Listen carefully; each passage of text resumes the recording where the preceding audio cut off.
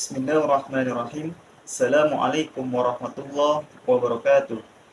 Sahabat-sahabatku sekalian, ada satu amalan di mana ketika amalan itu dikerjakan, tidak hanya disaksikan oleh Allah, melainkan langsung setiap kalimat yang kita baca langsung dijawab oleh Allah Subhanahu wa taala.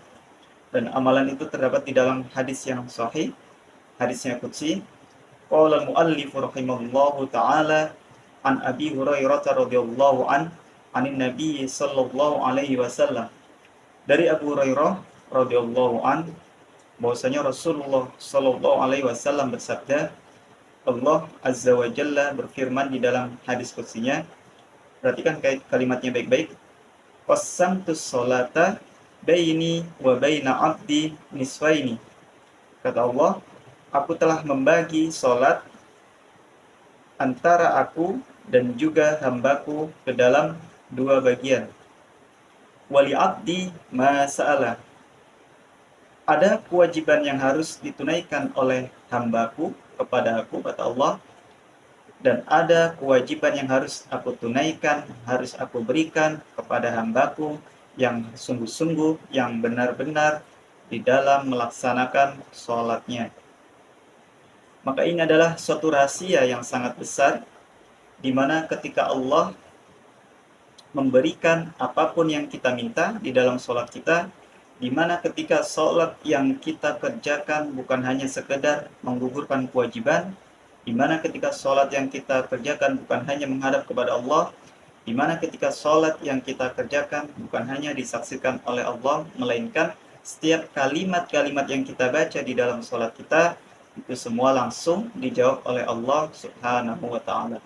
Dan kapan Allah mulai menjawab dan mengkabulkan itu semua? Fa'idha qala abdi alhamdulillahi rabbil alamin.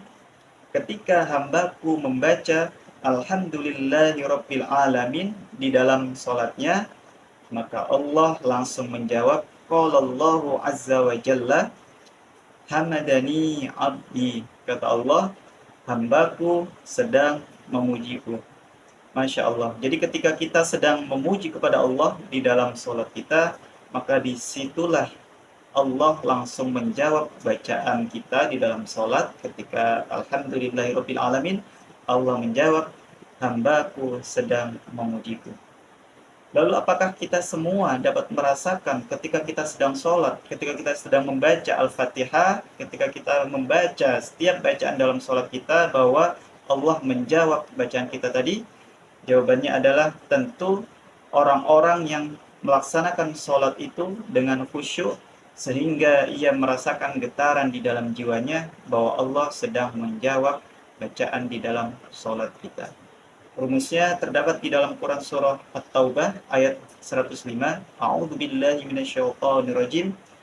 Wa qul i'malu fasayarallahu 'amalakum wa rasuluhu wal mu'minun wa saturadduna ila 'alimil ghaibi wasyahadati fayunabbi'ukum bima kuntum ta'malun.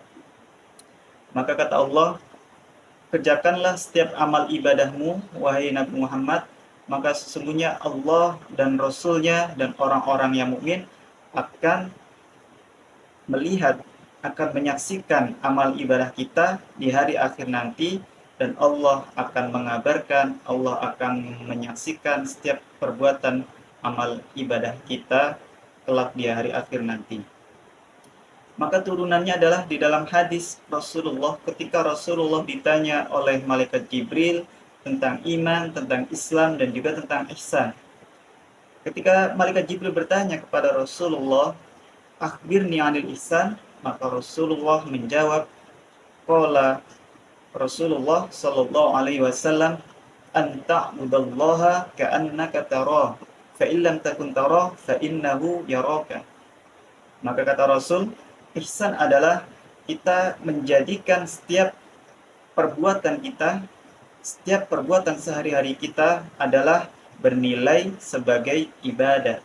Apalagi di dalam sholat. Jadi kita rasakan bahwa di dalam sholat kita itu disaksikan oleh Allah. Karena apa? Karena di dalam surat Quran surah At-Taubah tadi ayat 105, kita yakin bahwasanya sholat yang kita kerjakan suatu saat nanti akan diperlihatkan oleh Allah Yaitu apa? Setiap amalan yang kita kerjakan di dunia, semua akan disaksikan oleh Allah dan Rasulnya dan juga orang-orang mukmin. Kemudian, wa idza qala 'abdi ar-rahmanir rahim, ketika seorang hamba membaca ar-rahmanir rahim di dalam salatnya, maka Allah Subhanahu wa taala menjawab, asna alayya abdi. Apa kata Allah ketika seorang hamba membaca ar-rahmanir rahim? Allah menjawab, hambaku telah menyanjungku. Masya Allah. Jadi ketika kita telah memuji kepada Allah dengan mengucap alhamdulillahi rabbil alamin, Allah menjawab, hambaku telah memujiku. Dan ketika kita membaca ar-rahmanir rahim, maka Allah menjawab, hambaku telah menyanjungku. Lalu, fa'idha qala abdi maliki yaumiddin, ketika hambaku membaca maliki yaumiddini, kata Allah, maka Allah menjawab, qalallahu azza wa jalla majjadani abdi.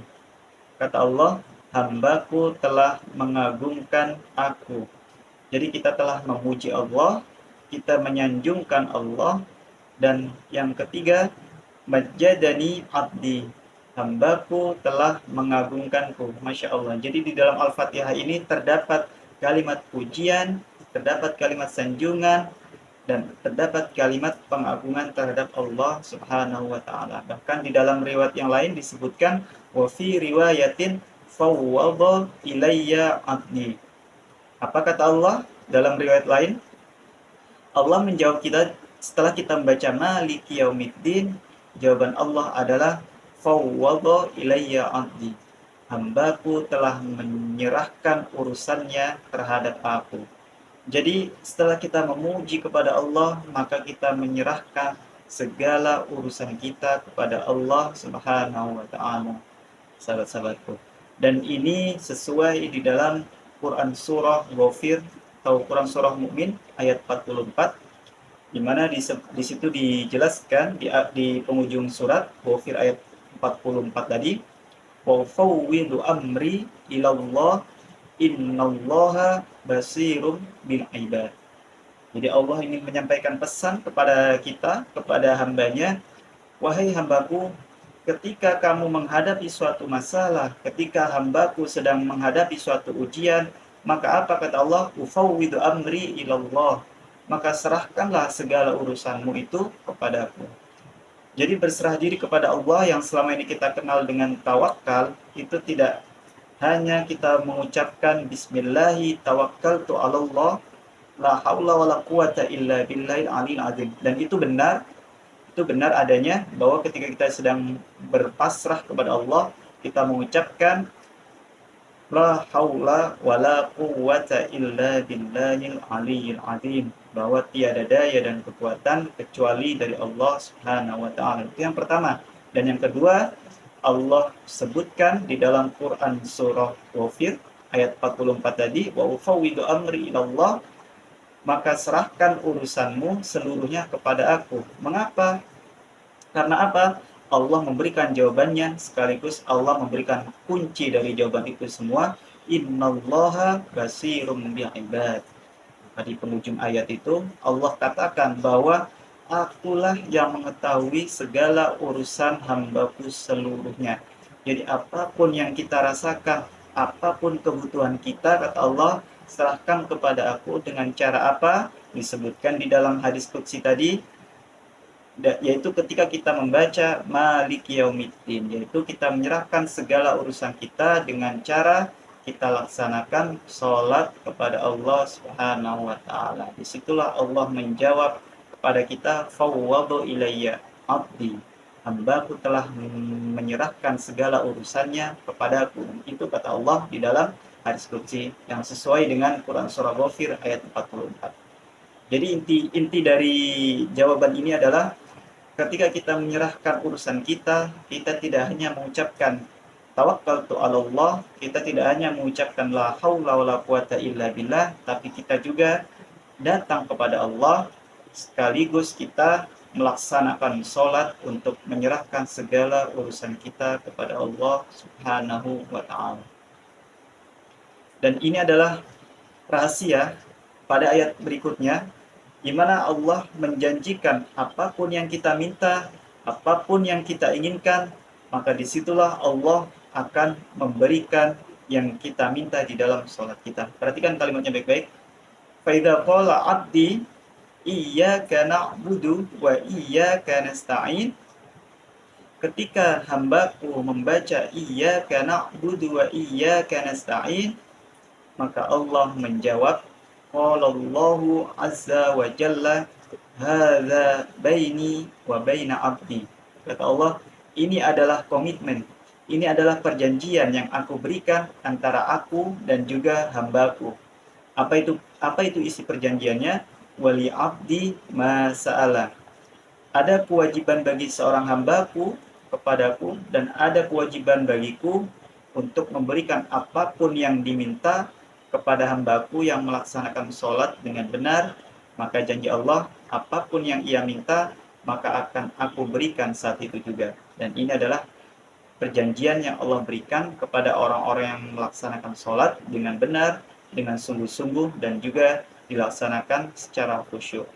Oleh karenanya, Allah berfirman dalam Quran Surah Al-Baqarah ayat 153, Quran Surah 2, 153, Allah berfirman, Ya ayyuhalladzina amanu sta'inu bis-sabri was-shalah.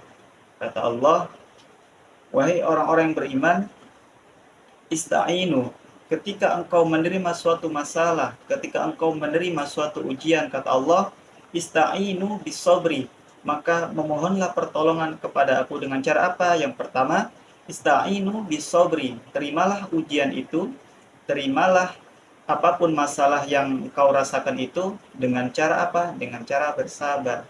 Ista'inu bisobri. Maka dari itu ista'inu sesuai dengan kalimat yang kita baca di dalam sholat. Iyyaka na'budu wa iyyaka nasta'in. Hanya kepada Allah kita beribadah yang pertama, dan yang kedua hanya kepada Allah juga kita memohon pertolongan.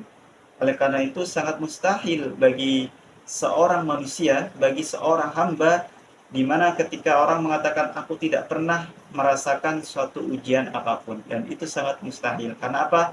Karena Rasulullah saja yang diberikan ayat langsung oleh Allah dijamin untuk mendapatkan surga. Inna a'tainakal kausar. Kata Allah, aku telah memberikanmu telaga kausar nanti di surga. Nah, Rasulullah pun masih diberikan ujian, kata Allah. Apalagi kita sebagai umat Nabi Muhammad yang saat ini kita masih banyak dosa, yang saat ini kita masih banyak khilaf dan lain sebagainya. Maka dari itu kata Allah, mustahil bagi kita untuk tidak menerima suatu ujian dan juga suatu permasalahan di dalam kehidupan kita, dalam sehari-hari kita. Maka kata Allah, terimalah dulu ujian itu dengan sabar. Dan yang kedua, ya ayyuhalladzina amanu sta'inu bis-sabri was-shalah. Jika kamu telah menerima ujian itu dengan sabar, maka yang kedua adalah laksanakanlah sholat. Mengapa Quran Surah Al-Baqarah ayat 153 ini ternyata sesuai dengan hadis qudsi yang Allah jelaskan di dalam ayat tadi, yaitu iyyaka na'budu wa iyyaka nasta'in. Nasta'inu sesuai dengan ya ayyuhalladzina amanu sta'inu. Jadi sama-sama memohon pertolongan, yaitu dengan cara apa? Kita laksanakan sholat. Karena apa? Karena ketika kita sholat, maka apapun yang kita inginkan, apapun yang kita keluhkan kepada Allah, maka insya Allah disitulah Allah menjawab. Selama kita melaksanakan sholat itu dengan tulus, kita laksanakan sholat untuk mengharap ridha Allah Subhanahu wa Ta'ala. Dan ini adalah perjanjian yang sangat besar bagi Allah dan juga hambanya, ketika kita mengetahui apa yang kita laksanakan dalam sholat itu sebenarnya itu adalah jawaban dari setiap permasalahan di dalam kehidupan kita. Masya Allah. Kemudian, wa idza qala abdi ihdinas siratal mustaqim siratal ladzina an'amta 'alaihim ghairil maghdubi 'alaihim waladdallin. Jadi di dalam Al-Fatihah, sahabat-sahabatku sekalian, perlu kita ketahui bahwa dalam surah Al-Fatihah itu terdapat menjadi dua bagian. Yang pertama berisi tentang pujian, berisi tentang penyanjungan kita dan pengagungan kita terhadap Allah Subhanahu wa taala, dan yang kedua adalah berisi tentang permohonan doa kita kepada Allah Subhanahu wa taala. Jadi ketika kita telah memuji kepada Allah, kita menyanjung terhadap Allah, kita mengagungkan Allah, kita menyerahkan diri kita kepada Allah, maka disitulah saatnya kita untuk memohonkan seluruh apapun yang kita butuhkan, apapun yang kita inginkan, kita mohonkan kepada Allah Subhanahu wa taala. Oleh karenanya di dalam surah Al-Fatihah itu disebutkan ihdinas siratal mustaqim. Kita memohon petunjuk kepada Allah, kita memohon hidayah kepada Allah untuk apa? Untuk diberikan siratal mustaqim, diberikan jalan yang lurus. Apa itu jalan yang lurus? Siratal ladzina an'amta 'alaihim ghairil maghdubi 'alaihim waladdallin, yaitu jalan-jalan orang yang engkau berikan kenikmatan kepadanya. Ghairil maghdubi 'alaihim, dan bukan jalan orang-orang yang engkau murkai, dan juga ghairil maghdubi 'alaihim waladdallin, dan juga bukan jalan daripada orang-orang yang tersesat. Sahabat-sahabatku sekalian, jadi ini adalah rahasia yang sangat besar, di mana setiap kehidupan kita semua telah Allah jawab, semua telah Allah berikan solusinya ketika kita mau melaksanakan sholat dengan sungguh-sungguh. Maka kata Allah, ketika kita membaca ihdinas siratal mustaqim, siratal ladzina an'amta 'alaihim ghairil maghdubi 'alaihim waladdallin, ini jawaban Allah. Qala Allahu azza wa jalla, hadza li'abdi wa li'abdi ma sa'ala. Seakan-akan Allah mengulang perjanjian ini, Allah mengulang komitmen ini, di mana ketika kita membaca iyyaka na'budu wa iyyaka nasta'in, Allah pun menjawab dengan kalimat yang sama. Hanya perbedaannya adalah ketika kita membaca iyyaka na'budu wa iyyaka nasta'in, itu adalah perjanjian antara aku dan juga hambaku. Jadi ada kewajiban hambaku, ada kewajiban aku untuk memberikan apapun yang diminta oleh hambaku. Namun di dalam ayat yang terakhir ini, ihdinas siratal mustaqim, ini adalah isinya sepenuhnya dari akhir Al-Fatihah ini berisi tentang doa-doa kita, maka Allah menjawab itu, hadza li abdi. Ini sepenuhnya adalah milik hambaku. Apa yang kita baca di dalam Quran surah Al-Fatihah di ayat terakhir itu, kata Allah, ini seluruhnya adalah milik hambaku. Wali abdi ma sa'alah. Maka dari itu apapun yang diminta oleh hambaku, semuanya pasti akan aku kabulkan saat itu juga. Masya Allah, sahabat-sahabatku sekalian, sebesar itu yang Allah janjikan kepada kita, sehingga kita diminta oleh Allah untuk selalu datang kepada Allah di setiap saat, minimal 5 waktu di dalam sehari-hari kita. Jadi dari mulai Allah berikan petunjuk, Allah berikan jalan untuk kita, yaitu jalan-jalan yang diberikan kenikmatan. Kenikmatan tentu dibagi menjadi dua, kenikmatan di dunia dan juga kenikmatan di akhirat. Kemudian Allah juga tempatkan kita pada tempat orang-orang yang beriman kepada Allah, yaitu orang-orang yang tidak dimurkai oleh Allah dan orang-orang yang tersesat. Kita dihindarkan semua itu oleh Allah, sehingga kehidupan kita yang kita jalani ini penuh dengan hikmah dan juga penuh dengan berkah. Itu yang dapat kami sampaikan, mudah-mudahan dapat bermanfaat bagi kita semua. Wallahu yuwaffiquna ila ma ahabba wa yarda. Assalamualaikum warahmatullahi wabarakatuh.